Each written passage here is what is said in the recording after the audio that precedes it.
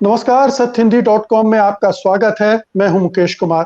दोस्तों, आगामी 26 जून को किसान आंदोलन के 6 महीने पूरे हो रहे हैं, लेकिन किसानों ने एक बार फिर से अपने आंदोलन को तेज करने का ऐलान कर दिया है। ये बीच में कोरोना काल की वजह से एक तरह की सुस्ती उसमें दिख रही थी, स्वाभाविक भी थी। हालांकि गांव-गांव में आंदोलन फैल रहा था, वहां वो अपनी तरह से प्रोटेस्ट कर रहे थे, लेकिन एक बार फिर से अब वो राष्ट्रीय स्तर पर उसको तेज करने की घोषणा कर दी गई है। और लेकिन सबसे ज्यादा महत्वपूर्ण बात यह है कि इस बीच में सरकार की तरफ से ना तो कोई बातचीत का प्रस्ताव आया, ना ही किसी तरह से दोनों के बीच में कोई संवाद हुआ है, इसकी कोई खबर है, जिसका मतलब है कि सरकार ने आंदोलन से एक तरह से मुंह फेर लिया है, आंखें मूंद ली हैं। ऐसे में किसान आंदोलन के पास अब क्या रास्ता है, क्या कर सकता है वो? ये माना जा रहा है कि उत्तर प्रदेश के चुनाव इस लिहाज से बहुत महत्वपूर्ण है, क्योंकि वो चुनावी चोट देकर सरकार को थोड़ा मजबूर कर सकता है अपनी बातें मनवाने के लिए। तो ये तमाम चीजें हैं जो उत्तर प्रदेश के चुनाव पर जाकर केंद्रित हो रही हैं। किसान आंदोलन की सफलता असफलता का दारोमदार भी वहां जाके टिकता दिख रहा है। ये तमाम सवाल हैं, तमाम संभावनाएं हैं। इन पर बात करने के लिए हमारे साथ जुड़ चुके हैं बहुत ही वरिष्ठ नेता, पूर्व केंद्रीय मंत्री और कृषि मामलों के अच्छे जानकार विशेषज्ञ सोमपाल शास्त्री जी। आपका कार्यक्रम में स्वागत है सोमपाल जी। जी बहुत धन्यवाद। सोमपाल जी, सबसे पहला सवाल तो मेरा ये है कि ऐसा लगता है कि किसानों के सामने अब जो एक बड़ा मौका है अपनी ताकत दिखाने का, वो उत्तर प्रदेश के चुनाव हैं, जब वे सरकार को, भारतीय जनता पार्टी को जो अड़ी हुई है पीछे न हटने के लिए मजबूर कर सकते हैं अगर इस चुनाव के परिणाम उसके खिलाफ जाए तो। और अगर पक्ष में गए तब तो उनके लिए और भी मुश्किल हो जाएगी अपनी बातें मनवाने। मैं आपकी बात से सहमत हूँ प्रोफेसर मुकेश जी, और मेरी तो मान्यता सदा से यह रही है, अब से नहीं बहुत पहले से, कि किसी भी आंदोलन को करने की वैसे तो आवश्यकता ही नहीं पड़नी चाहिए, क्योंकि इतने बड़े समुदाय के आजीविका और उसके जीवन की सुरक्षा और सामाजिक समता को ध्यान में रखते हुए शासक वर्ग के लोग, विशेषकर लोकतंत्र के पद्धति से चुने हुए लोगों में यह संवेदना अंतःस्फुरित और अंतः प्रेरित होनी चाहिए अपनी ही मानसिकता से, कि ऐसी समस्याओं को वो उभरने ही न दें। परंतु यदि वो हो जाती है तो लोकतंत्र में ये जाना माना नियम है, परिपाटी है और बहुत वैध बात है कि लोग उसका विरोध करते हैं, अपना रोष प्रकट करते हैं आंदोलनों के माध्यम से। तो जो दूसरे उसका एक तरीका है, और दूसरी श्रेणी के जो राजनीतिक समुदाय या जो सत्ता में बैठे लोग हैं, उनका एक वर्ग है, वे क्या करते हैं कि उसका तुरंत संज्ञान लेकर और कुछ न कुछ बातचीत के माध्यम से कुछ अपनी तरफ से, कुछ दूसरी तरफ से, जिसको लेन देन कहा जाता है, संवाद स्थापित करके, नेगोशिएशंस करके उसका हल निकालने का एक ईमानदार प्रयास करते हैं। परंतु ये सरकार, ऐसा लगता है पुराने रवैये को देखते हुए भी और इस संदर्भ में भी उसके रवैये को देखते हुए, कि ये अपने इतने अहंकार में हैं और इतने संवेदनहीन हैं और सत्ता के इतने मद में हैं कि इतना बड़ा आंदोलन, जिसको अब 6 माह से ऊपर हो गया है, अगले 24 तारीख को, इस जून को संभवतः 7 महीने हो जाएंगे, तो बीच में इन्होंने बातचीत की, पर उस बातचीत में भी कहीं इस बात का प्रदर्शन नहीं हुआ कि इनकी मंशा ईमानदारी से इस समस्या का निदान निकालने की, हल निकालने की है। चालाकी से बात करते रहे, शब्द जाल में उलझाते रहे, और किसानों की जो मूल मांग है उसको किसी न किसी बहाने से टलाते रहे। प्रजातंत्र इनके हाथ में है, दुर्भाग्य से विपक्ष बिल्कुल पंगु हुआ पड़ा है। इन सारी परिस्थितियों को देखते हुए एक इस तरह का लॉक जैम हो गया, इस तरह से बात फंस गई है कि न तो किसान अपने मुद्दे से वापस हटने को तैयार हैं और न सरकार उसका कोई संज्ञान लेने का कोई मंशा का प्रदर्शन कर रही है। अब रही उसके राजनीतिक प्रभाव की बात, तो एक झटका, एक प्रमाण तो उसका मिल चुका है पश्चिमी बंगाल के चुनाव में। किसान लोग वहां गए, वहां के लोगों को कहा, उसमें खैर दूसरे तत्व भी सम्मिलित हैं। बंगाल की अस्मिता का सवाल है, महिला मुख्यमंत्री होने का सवाल है, जिस प्रकार की निम्न श्रेणी की भाषा का प्रयोग केंद्र के सत्ता पक्ष ने और केंद्र के सत्ताधारी दल ने किया, उस सबने बंगाल की आत्मा को झकझोरा, उसे आहत किया और उसका दुष्परिणाम इनको देखने को मिला।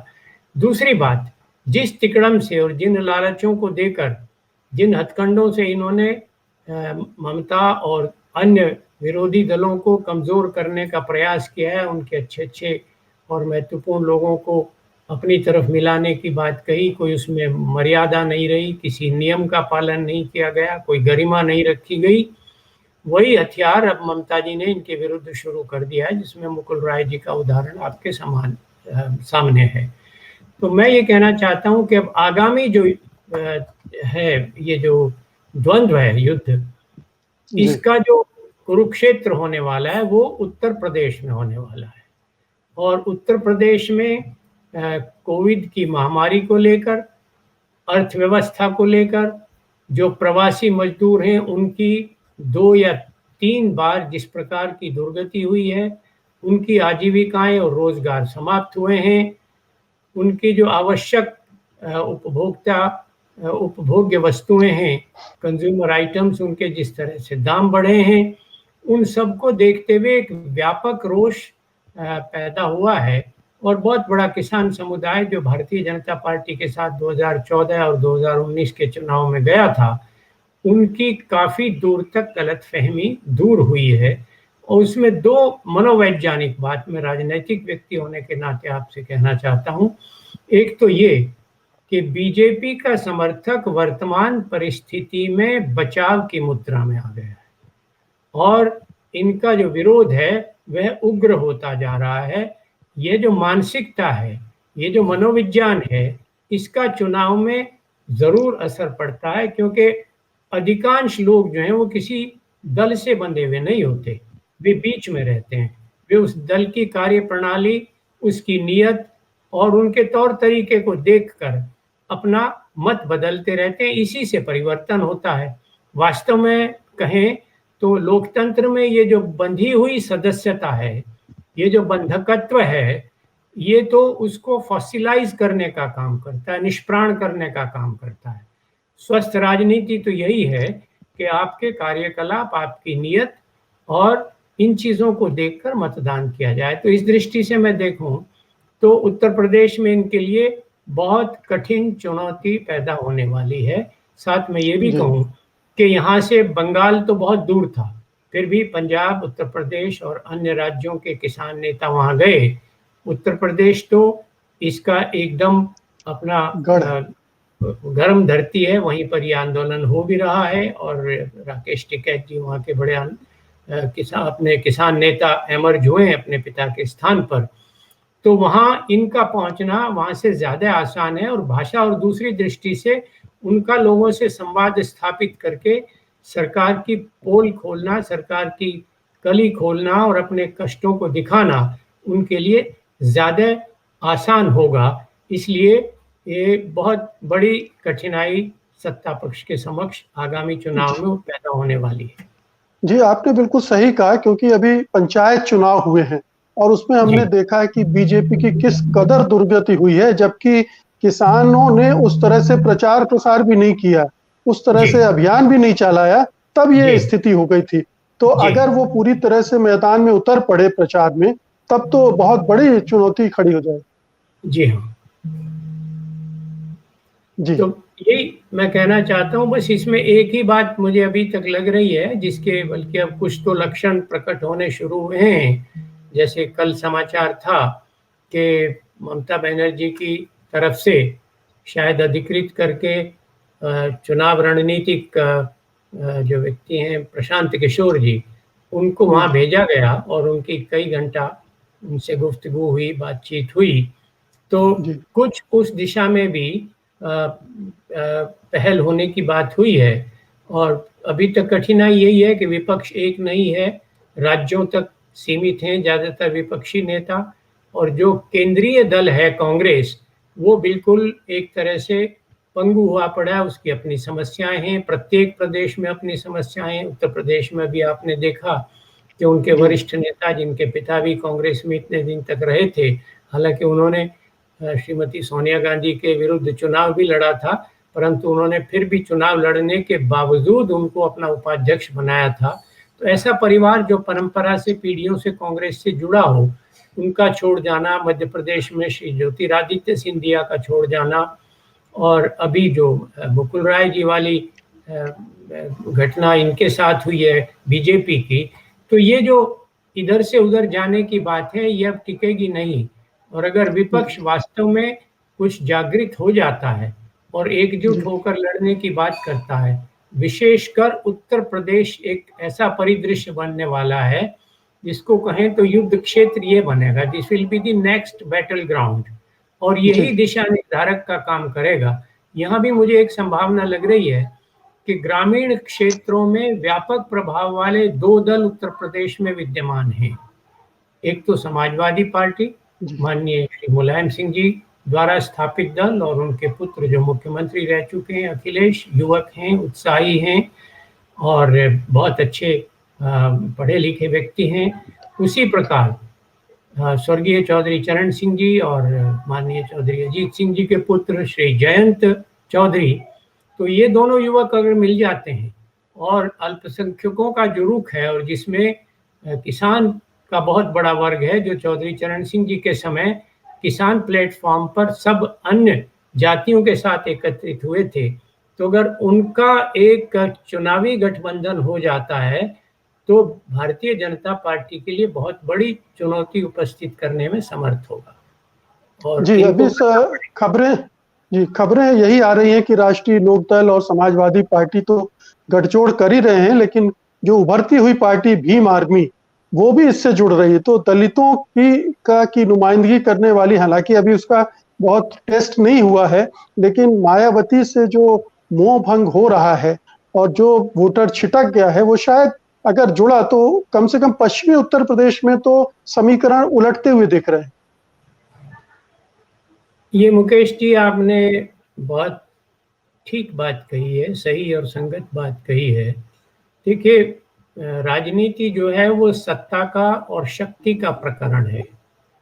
जो लोग विपक्ष में रहते हैं, खाली सत्ता में रहने की शक्ति नहीं है, राजनीति में शक्ति भी क्या कहूँ, बल्कि उसको दम दिखाने की बात है। जो आदमी खम ठोक कर और दम दिखाकर सामने आता है, चाहे वह विपक्ष में हो चाहे पक्ष में हो, सत्ता में हो या सत्ता के विरोध में हो, लोग उसका साथ देते हैं।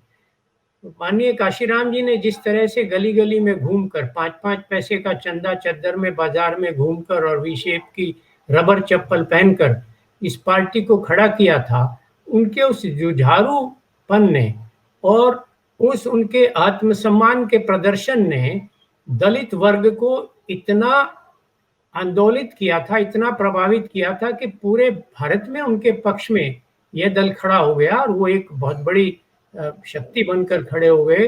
हालांकि स्वयं वे बेचारे कभी कोई बहुत बड़ा इस तरह का राजनीतिक पद नहीं ले पाए जैसे कि उनकी शिष्या श्रीमती मायावती जी ने लिया, पर ये सब योगदान उनका था।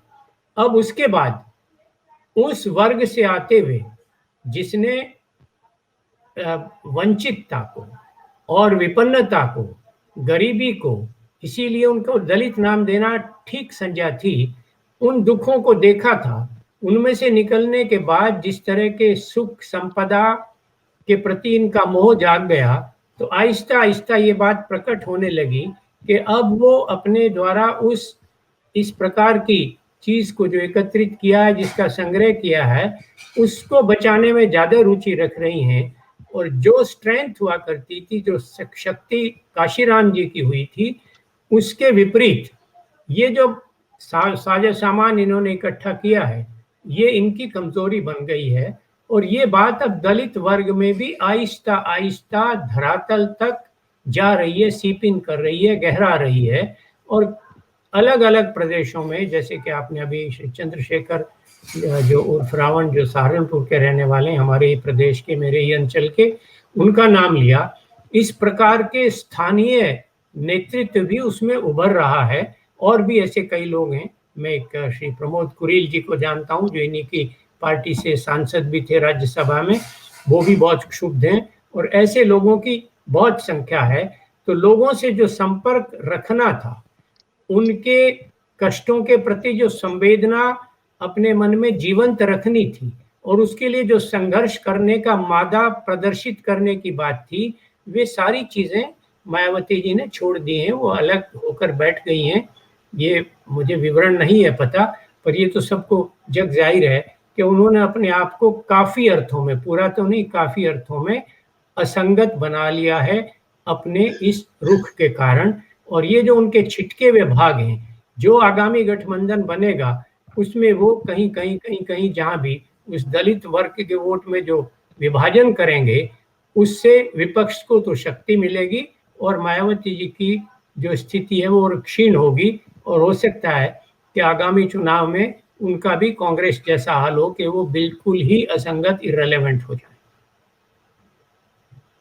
जी, इस पूरे पश्चिमी उत्तर प्रदेश पर ही थोड़ी देर और बात करना चाहता हूं कि पिछले चुनाव में यहाँ पर एक सांप्रदायिक विभाजन हुआ था, किया गया था, करवाया गया था, और उसकी वजह से बीजेपी को आशातीत सफलता मिली थी। अब जबकि ये पूरा मैदान उसके हाथ से निकलता दिख रहा है, तो बीजेपी क्या कर सकती है? क्या वो वापस उस तरह के हथकंडे इस्तेमाल करेगी तो कितने प्रभावशाली होंगे? क्या किसान आंदोलन ने हिंदू मुसलमानों के बीच जो विभाजन था उसको पाट दिया काफी हद तक? देखिए, मैं पश्चिमी उत्तर प्रदेश को तो बहुत अच्छी तरह से जानता हूँ, और प्रत्यक्ष उसका गवाह हूँ, फर्स्ट हैंड नॉलेज जिसको कहते हैं। तो वहाँ तो ये जो सांप्रदायिक भावना है, ऐसा है, समाप्त तो नहीं हुई है, परंतु बहुत अर्थों में, बहुत मात्रा में इसमें कमी आई है। और जो लोग कृषक वर्ग के भारतीय जनता पार्टी में इस सांप्रदायिक उन्माद के कारण उनके साथ सम्मिलित हुए थे, उनके साथ जो व्यवहार हुआ है, वो 3 प्रकार से इनसे निराश हुए हैं, और उनकी गलतफहमी दूर हुई है, डिसइल्यूजन हुए हैं। एक तो यह कि जो बातें इन्होंने कही थी कि हम आप लोगों के लिए जो सामुदायिक आपकी और सामाजिक उन्नति और आर्थिक उन्नति के लिए काम करेंगे, विशेषकर कृषक वर्ग के लिए, खास तौर से पश्चिमी उत्तर प्रदेश के संदर्भ में, यहाँ के परिवेश में। पश्चिमी उत्तर प्रदेश की अर्थव्यवस्था, मुकेश जी, 90% खेती की दृष्टि से गन्ने की आर्थिकी के ऊपर आधारित है। और इतना बड़ा गन्ने का बुआई का क्षेत्र, इतनी बड़ी मात्रा में गन्ना मिलों, चीनी मिलों की संख्या किसी भी प्रदेश में नहीं है जितनी उत्तर प्रदेश, और खास तौर से पश्चिम उत्तर प्रदेश में। दूसरा नंबर महाराष्ट्र का आता है। और अब चीनी में और चीनी की रिकवरी में उत्तर प्रदेश ने पिछले 3 वर्षों से महाराष्ट्र को पीछे छोड़ दिया है। आप ये समझिए कि महाराष्ट्र में जो 12-13% और 14% रिकवरी होती थी गन्ने की, उत्तर प्रदेश अब उससे आगे हो गया है। और उनकी, हमारी जो फसल है वो छोटी है उनसे, 12 महीने की है, उनकी फसल 16 महीने की है। तो यहाँ की जो अर्थव्यवस्था है वो सारी गन्ने के ऊपर आधारित है। जब भारतीय जनता पार्टी 2014 में सत्ता में आई, तो 2013 के चुनाव अभियान में इन्होंने एक तो ये बात कही थी, और खुद प्रधानमंत्री के मुख से निकली हुई ये बात है, वो कई अखबार में आप देख सकते हैं, कि गन्ने का भाव वे 400 रुपये देंगे।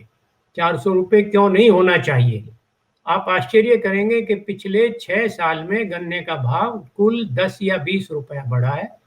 और पिछले 3 वर्षों में तो जहां 315 और 325 के बीच था, किस्मों के ऊपर निर्भर करता है कौन सी किस्म का कितना दाम मिलता है, वहीं का वहीं अभी भी दाम रुका पड़ा है। एक बात। दूसरी बात यह कि इस वर्ष का तो जो चालू वर्ष समाप्त भी हो गया, इसकी न तो राज्य परामर्शित मूल्य जिसे स्टेट एडवाइज प्राइस कहते हैं वह, और एक फेयर रेम्यूनरेटिव प्राइस घोषित की जाती है भारत सरकार द्वारा, कोई सी घोषित नहीं की गई। और पिछले 7 या 8 जून को चीनी मिलों ने पेराई बंद भी कर दी है। और करीब 13,000 करोड़ रुपया बकाया राशि पड़ी है चीनी मिलों की। अब से 3 सप्ताह पूर्व का आंकड़ा है, ये अभी और बढ़ गया होगा। आप आश्चर्य करेंगे कि कुछ मिलों ने तो, जिसमें मेरे गांव का जो मिल है मलकपुर शुगर मिल जो मोदी समुदाय का है, उन्होंने तो इस वर्ष का एक भी पैसा नहीं दिया है। पिछले वर्ष का भुगतान भी अब आकर किया है 3 सप्ताह पहले। तो ये मैं क्यों कह रहा हूं कि इन किसानों की कठिनाई ये है कि पूरे साल इसकी खेती करने के बाद और सप्लाई करने के बाद उनको पैसा नहीं मिले। और यहाँ ज्यादातर छोटे किसान हैं। आप आश्चर्य करेंगे कि बागपत में प्रति परिवार 1 एकड़ औसत जोत का आकार है। तो अगर उसको मान लीजिए 1 या 1.25 लाख रुपया का गन्ना हुआ तो उसकी कुल ग्रॉस इनकम 10 या 11,000 या 15,000 रुपया हुई महीने में, और पूरे वर्ष उसको पैसा नहीं मिला तो उसने उधार लेकर काम चलाया या क्रेडिट कार्ड के ऊपर ब्याज दिया। तो वो कैसे अपनी आजीविका चलाएगा, कैसे बच्चों को पढ़ाएगा, कैसे बीमारी में काम करेगा, कैसे घर आदि की मरम्मत करेगा। मशीनरी, डीजल, और दाम इतने बढ़ गए डीजल का, तो आपने देखा है कहाँ ये कहा करते थे 30 रुपया देंगे, जितना 30 देने की बात करते थे उससे तो 30 गुना हो गया। उस समय 48 या 50 होता था, अब वो 90 के करीब पहुंच गया। और पेट्रोल तो 100 को, आज का समाचार पत्र में पढ़ रहा हूँ गंगानगर में तो 100 रुपए से ऊपर चला गया पेट्रोल और डीजल दोनों, डीजल भी जी पेट्रोल दोनों भी। जी। तो ये सब चीजें, उससे क्या हुई है कि ग्रामीण जो समुदाय मजदूरी करता था उनकी मजदूरी कम हुई है, क्योंकि कृषक की समृद्धि के ऊपर ही ग्रामीण मजदूर वर्ग की आजीविका और समृद्धि आधारित है। तो उसका सीधा सीधा प्रभाव पड़ता है। गैस के सिलेंडर इन्होंने मुफ्त में दिए, 400 कुछ रुपया दाम था, अब वो 800 के करीब पहुंचा। बिजली के कनेक्शन 50 रुपए में मुफ्त दिए।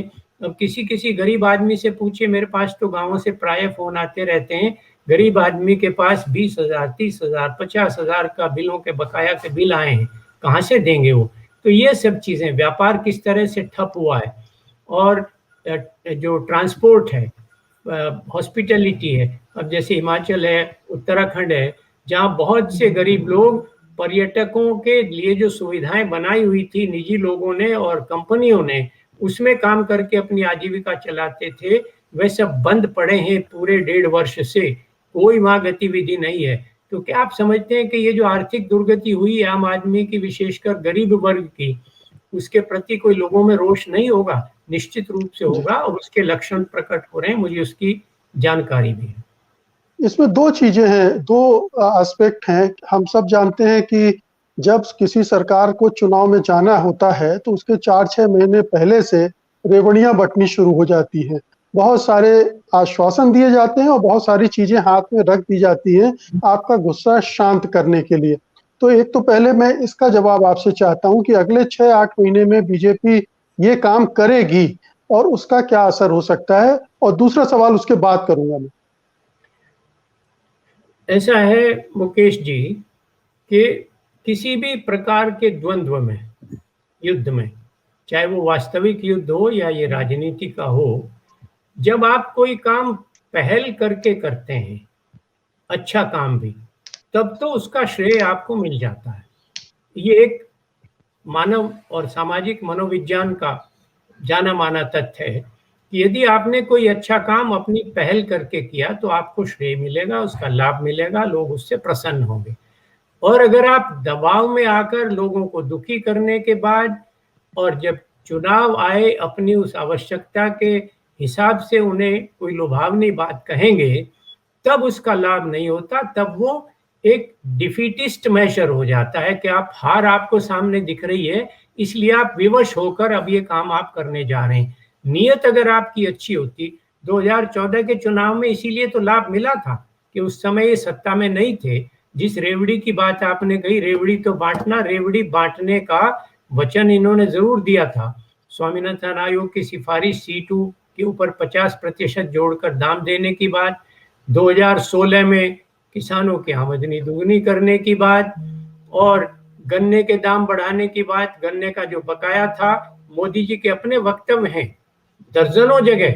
2017 के विधानसभा चुनाव के मौके पर उत्तर प्रदेश के उधर उत्तर प्रदेश के का शपथ समारोह और उधर आपका 14 दिन के अंदर भुगतान। तो पिछले 3 वर्ष से लगातार ये एरियर्स बढ़ते आ रहे हैं। तो लोग अब इन बहकावों में आने वाले नहीं हैं, क्योंकि उस समय तो ये वचन थे और वो वचन क्योंकि इनके सिद्ध नहीं हुए, तो लोगों को लगा कि हमारे साथ तो धोखा हो गया है। तो जब वह विश्वास एक दफे समाप्त हो जाता, तो आप जानते हैं, चाहे वह परिवार का हो, चाहे मित्रों का हो, चाहे पति पत्नी का हो, चाहे भाइयों का हो, चाहे सरकार के प्रति हो, जब वह विश्वास डिग जाता है तो रहीम का दुआ है कि रहीमन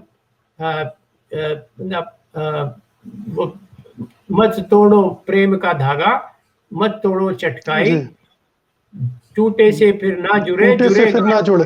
वो गांठ तो पड़ गई, वो टूट तो हो गई। अभी अगर कुछ करेंगे भी तो वो निराशा से उत्पन्न इनकी कार्रवाई होगी, वो पहल वाली कार्रवाई नहीं होगी, उसका लाभ अब इनको मिलने वाला नहीं।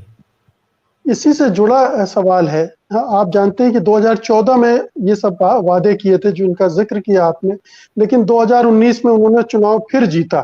तो इस चुनाव में भी वो हिंदुत्व का मसला, वो राष्ट्रवाद का मसला, उस तरह की गतिविधियां, उस तरह के आयोजन, उस तरह की सक्रियता, वो सब होगी, क्योंकि उनके पास इसके पास अब और कोई अस्त्र नहीं बताया। जैसा आपने बताया कि सरकार तमाम मोर्चों पर नाकाम रही है, निराश हैं लोग, हताश हैं, गुस्से में हैं, दुखी हैं।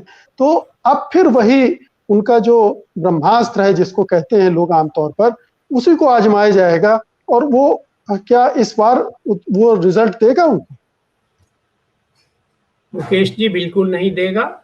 मैंने पहले कहा कि वो पहली बार था और उसके सहारे और जो दूसरे इन्होंने लुभावने नारे दिए थे, अर्थव्यवस्था को सुधारने के, किसान की और मजदूर की दशा सुधारने के, और उनको गैस और बिजली के कनेक्शन देने के, और मुफ्त में राशन देने के, तो ये जो पहले किए थे उनका प्रभाव हुआ। और एक और सामाजिक और राजनीतिक मनोविज्ञान की बात है, यही नहीं पूरे विश्व भर में, कि अमूर्त और भड़काऊ मुद्दे जो हैं उनके माध्यम से आप सत्ता में आ तो सकते हैं, परंतु आने के बाद आप उसमें सस्टेन नहीं कर सकते, टिक नहीं सकते। वहां आकर तो आपको लोगों के कल्याण की ठोस योजनाएं बनाकर उनको क्रियान्वित करना, उनके जीवन को सरल बनाना, उनको सुरक्षा देना। क्योंकि नागरिक शास्त्र की पाठ्य पुस्तक 12वीं में हमें पढ़ा देते हैं कि राज्य का जो प्रथम कर्तव्य है वो नागरिक के जान माल और उसके सम्मान, उसकी लाइफ, प्रॉपर्टी और डिग्निटी को सुरक्षित रखना है। उस मसले में ये पूरी तरह से विफल हुए हैं। अब इन चीजों को अगर करेंगे भी तो लोग समझ जाएंगे कि ये खेल किस लिए किया जा रहा है। पहले दोनों का संयोग था, अब उसमें अर्थव्यवस्था को सुधारने का, प्रशासन को सुधारने का, भ्रष्टाचार को कम करने का, पूंजीपतियों के जो पिट्ठू कही जाती थी कांग्रेस सरकार, उससे हम जान छुटाएंगे, ये उनसे भी ज्यादा खराब सिद्ध हो चुके हैं। अब इस बात के ऊपर लोग वोट नहीं करेंगे। हाँ, एक पक्ष जरूर रहेगा। एक बात और आप याद रखिए कि 1914 के न 2014 के चुनाव में भारतीय जनता पार्टी कुल 31% मत के आधार पर बहुमत लेकर आई थी, जो इतिहास में प्रथम बार हुआ भारत में। 2019 में ये प्रतिशत बढ़कर शायद 37 या 38 हुआ, मुझे ठीक याद नहीं है, संभवतः 38 हुआ। तो पर इसका सीधा सीधा अर्थ यह है कि 62% मतदाता तो इनके विरोध में था। तो उस 62% मतदाता में से अगर 40 को संयुक्त करके और कोई भी एक राजनीतिक गठबंधन केंद्र में आकर धमक जाता है, तो भारतीय जनता पार्टी का अब वो 38% तो निश्चित रूप से घटेगा। और विपक्ष अगर 38 से 1% भी ऊपर ले गया तो आप जानते हैं कि चुनाव में 1% वोट का भी इधर से उधर होना पूरे परिदृश्य को परिवर्तित कर देता है। तो ऐसा होने वाला है। अभी कौन आएगा ये एक अमूर्त बात है। सबसे दुखद बात यही है कि विपक्ष की एकता और उसका नेतृत्व करने वाला कोई दमदार व्यक्ति और कोई दमदार दल अभी तक सामने नहीं आया है। पर श्रीमती कुमारी ममता जी ने जो एक उदाहरण प्रस्तुत किया है उसका कुछ न कुछ प्रभाव केंद्र में होगा और वो उसमें पहल करना उन्होंने प्रारंभ भी कर दिया है। जी। आपने कहा एक टीना फैक्टर है और इसीलिए लोग अक्सर कहते हैं कि आएगा तो मोदी ही, और अभी यूपी में भी यही कह रहे हैं कि आएगा तो योगी ही। जी, देखिए ये तो सब शब्द जाल होता है, नारे होते हैं। आप पिछले 2 मैं आपको घटनाएं बताता हूँ। एक घटना तो 1975-77 के काल की है। पूरे भारत में आप जैसा प्रत्येक प्रबुद्ध और लिखा पढ़ा ज्ञानी व्यक्ति सहमत होगा मेरी बात से कि राजनीतिक सत्ता किसी दल और एक व्यक्ति के हाथ में सर्वाधिक अगर केंद्रित हुई है भारत के स्वतंत्र भारत के इतिहास में, तो वो श्रीमती इंदिरा गांधी के हाथ में हुई थी जब 75 और 77 का आपातकालीन समय था। और अगर संसाधनों से और सत्ता के की ताकत से राजनीति चलती तो श्रीमती इंदिरा गांधी नहीं हारती, कितनी बुरी तरह से हार हुई थी। तो ये किसी को भी अहंकार या दंभ नहीं करना चाहिए कि सत्ता और संसाधनों के बल पर राजनीति अकेले, उसकी एक भूमिका रहती है पर अकेली भूमिका उसकी नहीं रहती। दूसरा वही उदाहरण है आपके सामने कि श्रीमती इंदिरा गांधी जी की हत्या के बाद, उनके देहांत के बाद उनके पुत्र राजीव गांधी जो बहुत भोले और सादे राजनीतिज्ञ माने जाते थे, और वो थे, मैं व्यक्तिगत रूप से जानता हूं। परंतु थोड़े दिनों में जब प्रशासन नहीं ठीक चला और भ्रष्टाचार के कुछ छोटे मोटे बफोर्स जैसे मुद्दे हुए तो उनकी छवि इस तरह से खराब हुई। और विश्वनाथ प्रताप सिंह जैसा आदमी जिसको किसी ने गंभीरता से नहीं लिया था प्रारंभ में, मैं तो उनके सबसे निकट लोगों में से रहा हूं। आप जानते हैं हमारे पास कोई संसाधन थे, कोई भी हमारे पास वित्तीय संसाधन नहीं था, कुछ नहीं था। हम लोग जलसों में भी अपनी गाड़ियों में अपना पैसा खर्च करके जाया करते थे और बहुत सारे आप जैसे हमारे साथ पत्रकार थे जो चने और मूंगफली खाकर हमारे साथ रहते थे। उस व्यक्ति ने पूरे परिदृश्य को बदल दिया। तो ये कह देना कि अब उन हथकंडों से, राजनीतिक सत्ता और प्रशासन और सरकार के अधिकार से और दूसरे संसाधनों से राजनीति को हमेशा के लिए बनाए रखा जा सकता है जब लोगों का मूड बदलता है, उनकी मानसिकता परिवर्तित होती है, तो ये सब चीजें उस बाढ़ के अंदर, उस आंधी के अंदर बह जाती है। ये 2 घटनाएं मैंने आपको बताई हैं। कुछ ऐसा और हाल की घटना तो बंगाल की है। हाल की घटना तो बंगाल की है, जब पूरी सरकार, प्रधानमंत्री, मंत्रिमंडल सब लग गए, तब भी नहीं कुछ कर पाए। और नहीं, बंगाल में तो एक और खास बात हुई कि 10 वर्ष का शासन करने के बाद, और कोई ये भी नहीं कहता कि बहुत आदर्श शासक या प्रशासिका हैं ममता जी, परंतु उसके बावजूद उनकी हिम्मत ने और इनके जो इस तरह के हथकंडे थे उन सब की पोल खोल दी। तो लगभग यही दृश्य उपस्थित होने वाला लगता है उत्तर प्रदेश में, और मुझे लगता है कि कोई गठबंधन उभर कर आएगा निश्चित रूप से। जी, आपको लगता है कि किसान आंदोलन का गढ़ पश्चिमी उत्तर प्रदेश रहा है, लेकिन उत्तर प्रदेश के दूसरे हिस्सों में भी उसका असर दिखलाई देगा? ये एक बड़ी विडंबना है और ये एक निराशा की बात मैं आपको कह रहा हूँ पश्चिमी उत्तर प्रदेश के संदर्भ में, कि पंजाब हरियाणा में किसान की उतनी बड़ी समस्या नहीं थी। आंदोलन शुरू हुआ पंजाब से, उसका बड़ा समर्थन मिला हरियाणा से, और श्री राकेश टिकैत, मैं ईमानदारी से कहना चाहता हूँ, वो तो मजबूरी में उठकर आए थे। और वो जो 26 जनवरी के बाद की गाजीपुर बॉर्डर के ऊपर घटना हुई, उससे अकस्मात उनका भाग्य खुल गया और उनके अंदर सरकार की और सत्ता पक्ष की बेवकूफ़ी से, उनकी मूर्खता से श्री महेंद्र सिंह टिकैत जी की आत्मा उतर आई और उसका दर्शन अब लगातार होता जा रहा है। परंतु आप आश्चर्य करेंगे कि जिस गन्ने की समस्या का मैंने चर्चा किया, उस संबंध में मैं टिकैत जी से आपके माध्यम से पूछना चाहता हूं, उसके संबंध में वो आंदोलन क्यों नहीं कर रहे? ये एक बड़ी विचित्र बात है। परंतु ये कहना आंदोलन हो या नहीं हो, पर उसके कारण किसानों में रोष तो निश्चित रूप से है और उस रोष का प्रदर्शन आगामी चुनाव में होने वाला है। जैसे मैं आपको उदाहरण देता हूं कि मुजफ्फरनगर की जो लोकसभा सीट है उसको भारतीय जनता पार्टी के प्रत्याशी 6000 कुछ मतों से जीते। बागपत की जो संसदीय सीट है उसको यहाँ के प्रत्याशी 23,000 कुछ वोट से जीते। तो जिस तरह से भारतीय जनता पार्टी का मतदाता और उनका समर्थक खिसियाहट के मोड में आ गया है और विपक्ष खासतौर से लोकदल ने वहां उभार लिया है, और जिस तरह से किसान वर्ग जिसमें अल्पसंख्यक भी शामिल है, जैसे चौधरी चरण सिंह जी ने उन सबको एक मंच के ऊपर इकट्ठा किया था, वही लक्षण कुछ न कुछ प्रकट होने शुरू हो गए हैं। और एक बात और जो आप किसानों के संदर्भ में आपने नहीं उठाई, आप अनुमति दें तो मैं आपको याद करा दूं कि अभी इन्होंने 3 दिन पूर्व न्यूनतम समर्थन मूल्यों की घोषणा की है। और न्यूनतम समर्थन मूल्य की घोषणा करते ही 2014 का मोदी जी और इनके दल का वह वायदा याद आ जाता है कि स्वामीनाथन आयोग की सिफारिश हम लागू करेंगे।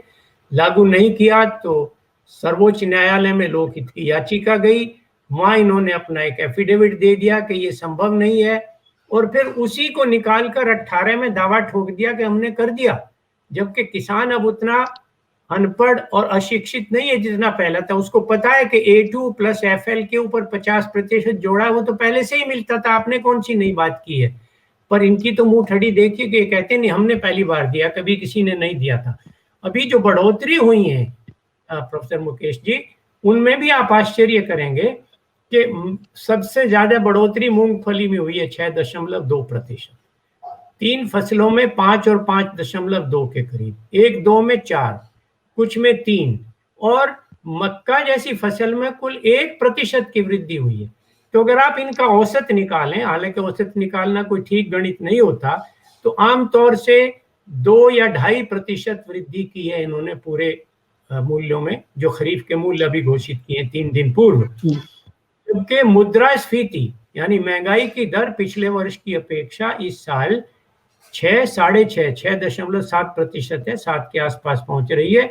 और खासतौर से खुदरा मूल्यों का सूचकांक, जिसका गरीब आदमी की आजीविका, उसके खर्चे, उसके रहन सहन के ऊपर बहुत बड़ा प्रभाव पड़ता है, तो जब 7% के करीब महंगाई दर बढ़ी है और आप उसे 2% की वृद्धि दिखाने के बहुत बड़ा, अगर अर्थशास्त्र की भाषा में कहें आप, तो रियल टर्म्स में यानी वास्तविक अर्थों में तो मूल्य घटे हैं पिछले साल के मुकाबले में। अगर खर्चा 100 रुपए का 107 रुपया हो गया और मूल्य आपने 100 रुपए का 102 रुपया किया है, तो किसान को तो 5 रुपए घाटा हो गया। इसमें कौन सी समझने की बात है, सीधा सीधा बड़ा सादा गणित है। तो इसकी भी चर्चा है और उसको भी ताल ठोक कर कह रहे हैं कि नहीं हमने, और उसके ऊपर A2 प्लस ऊपर दिखा रहे हैं कि किसी में 85% मुनाफा है, किसी में 50 है, किसी में 23 है, किसी में क्या है। पर अगर आप C2 के स्तर पर जाएं और मुद्रास्फीति का डिफ्लेटर उसमें लगा दें, तो पिछले वर्ष की अपेक्षा किसानों के जो वास्तविक आमदनी है वो निश्चित रूप से घटी है। एक और आंकड़ा बताऊं जो मैं पहले भी दे चुका हूं आपको, 8 दिसंबर 2020 के टाइम्स ऑफ इंडिया के प्रथम पेज के पृष्ठ भाग पर ये छपे थे आंकड़े, और वो CACP के, commission on agriculture cost and prices के। उसमें आमतौर से 2013, याद रखिए 2013 जो अंतिम वर्ष था यूपीए सरकार का, उसके मुकाबले में 2019 तक, 20 तक नहीं 19 तक 35% वास्तविक आय किसान की घटी है। ये तो दोगुना करनी चले थे, उनकी घट गई है। और इन पिछले 2 वर्षों का यदि जोड़ लें तो मुझे लगता है 50% के करीब आय किसानों की कम हुई होगी। मैं एक छोटा उदाहरण दूं, अभी मैंने एक रोटावेटर खरीदा अपने ट्रैक्टर के लिए। गत वर्ष मुझे वह 48,000 रुपए का बाजार में मिल रहा था, अभी मुझे 72,000 रुपये अदा करना पड़ा है। 5 दिन पहले खरीदा मैंने अपना। और डीजल का तो आपको पता है, खाद के दाम बढ़े हैं, मिक्स फर्टिलाइजर के बढ़े हैं, दवाओं के बढ़े हैं। तो ये सब चीजें जो हैं वो क्या समझते हैं आपके किसान उनका संज्ञान नहीं लेगा, उसका नोटिस नहीं लेगा। तो ये सब चीज इकट्ठी हो रही है, एक नहीं है, बहुत सारे मुद्दे जुड़ चुके हैं।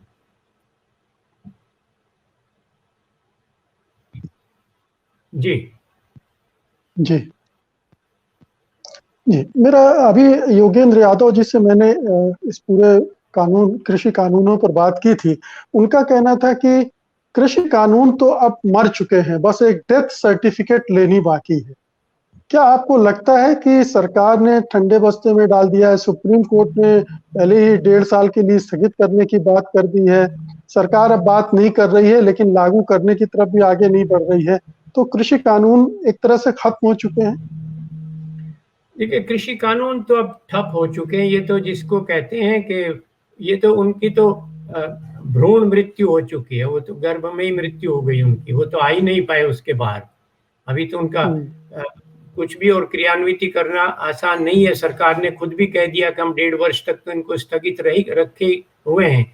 तो वो तो एक मृत शिशु को उसके पालने में लिए बैठे हैं, ऑक्सीजन भी नहीं है वहां, तो वो तो घोषित मृत है वो कानून। तो सुप्रीम कोर्ट की आपने बात की, ये बड़ी हास्यास्पद बात है। हालांकि वो सर्वोच्च संस्था है, परंतु जिस तरह से उनका भी तौर तरीका रहा है, एक तरफ तो उन्होंने इतनी गर्माहट और तेजी दिखाई कि एक समिति नियुक्त कर दी आनन फानन में, और वो भी वही आदमी नियुक्त कर दिए जो सरकार के परामर्शक थे इन कानूनों को बनाने में और लागू कराने में। तो उससे लोगों का विश्वास और न्यायपालिका के प्रति, वो भी सर्वोच्च न्यायालय जैसे संस्था के प्रति, कम हुआ। फिर वह नियुक्ति कर दी और उसको एक समय दे दिया कि आप 2 माह के अंदर अपनी रिपोर्ट प्रस्तुत कर दें।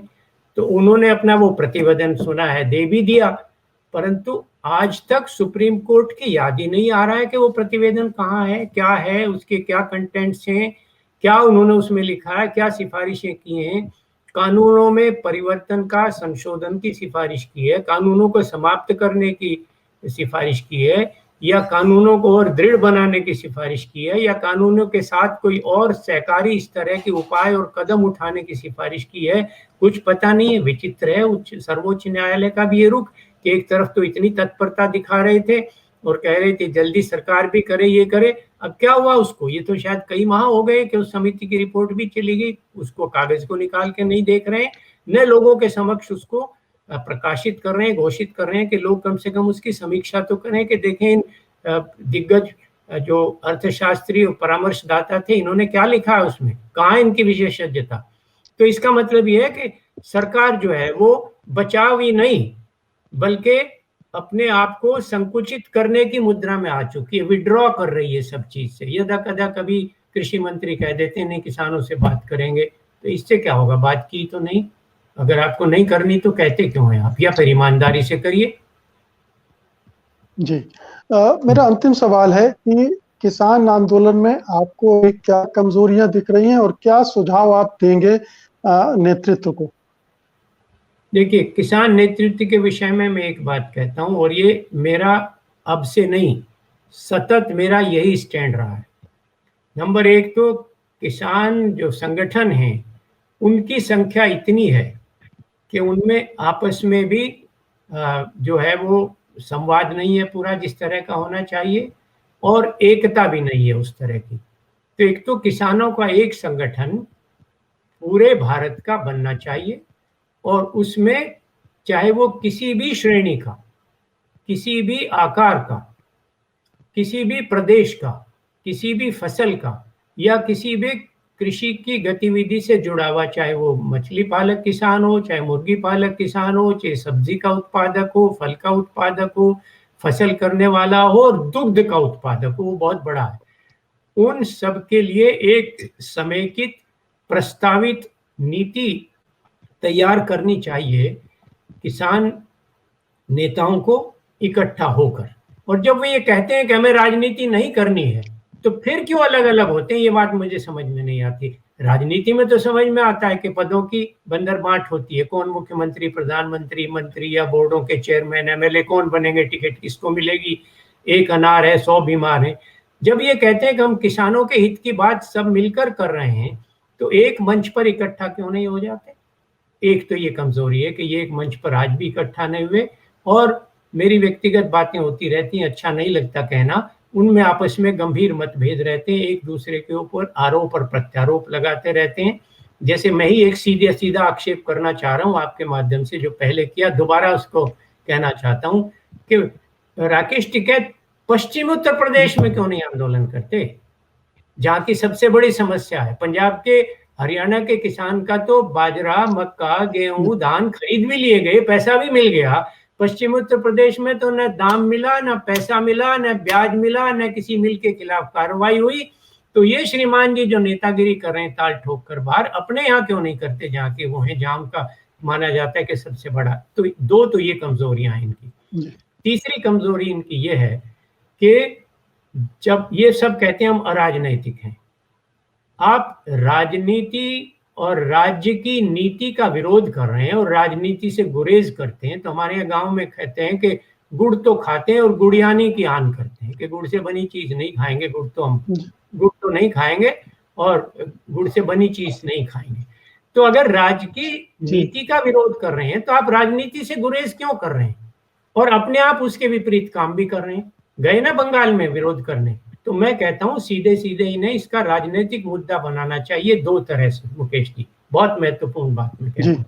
एक तो ये कि जो वर्तमान सत्ता पक्ष है, चाहे वो केंद्र में है अथवा राज्य में, उनको बाध्य करें कि जो हमारी मांग है ये ठोस मांग है और उसको व्यावहारिकता के दायरे में रखें। जितने संसाधन सरकार के पास हैं उसको समझते हुए ऐसी चीज प्रस्तावित करें जो संभव हो सके, प्रशासनिक दृष्टि से भी, वैधानिक दृष्टि से भी और वित्तीय दृष्टि से भी।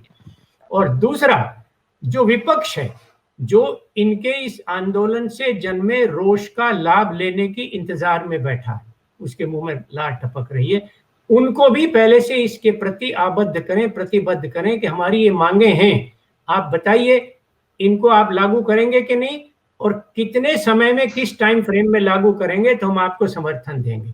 और जब तक यह राजनीतिक गर्माहट, इसका ताप सत्ता या सत्ता के लिए लोलुप प्रतिपक्ष के पास जो उसके लिए प्रतीक्षा में रत है, उनके पास नहीं पहुंचेगा तो किसान बैठे रहेंगे और उसका जो हानि होती है मुकेश जी, न तो वो विपक्ष को होती, न सत्ता पक्ष को होती, आम आदमी को कठिनाई होती, किसान को स्वयं होती है, सड़क पर बैठे रहने से उनके परिवारों को होती है, बच्चों को होती है, उनकी शिक्षा का नुकसान होता है, उनके स्वास्थ्य का नुकसान होता है, उनकी सामाजिक मानसिकता और मनोविज्ञान में विकृति आती है और साथ ही आम आदमी जो सड़क पर चलता है उसके गतिविधि में बाधा पड़ती है।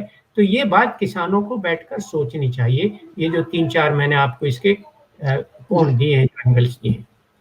जी, तो कुल मिलाकर मैं ये कह सकता हूं आज की बातचीत के आधार पर कि उत्तर प्रदेश में बीजेपी को, योगी सरकार को किसान आंदोलन से भारी चोट पड़ने वाली है। वो अगर किसी खुशफहमी में है कि इसको मैनेज किया जा सकता है तो ये संभव नहीं है, उसके हाथ से लगभग बाजी निकल चुकी है। दूसरा ये कि हिंदुत्व का जो ब्रह्मास्त्र वो चलने की कोशिश में होंगे, वो भी शायद इस बार नहीं चलेगा। और तीसरी बात है कि किसान आंदोलन को और व्यापक बनाया जाना चाहिए और उनमें जो आपसी मतभेद हैं उनको दूर करना चाहिए, आपसी होड़ जो उनमें है उसको खत्म करना चाहिए और राज्य सरकारों को भी दबाव में लाकर और विपक्षी दलों से भी ये अपनी मांगे मनवाने का आश्वासन, संकल्प हासिल करना चाहिए। तब आंदोलन ठोस रूप में मजबूत होगा और आगे बढ़ेगा। बहुत बहुत शुक्रिया सोमपाल जी, हमसे बातचीत करने के लिए आपने समय निकाला। आपसे बातचीत करना हमेशा एक तरह से कुछ जानना और सीखना होता है। धन्यवाद आपका, नमस्कार जी, बहुत बहुत धन्यवाद। सत्य हिंदी का ऐप डाउनलोड करें गूगल प्ले स्टोर पर।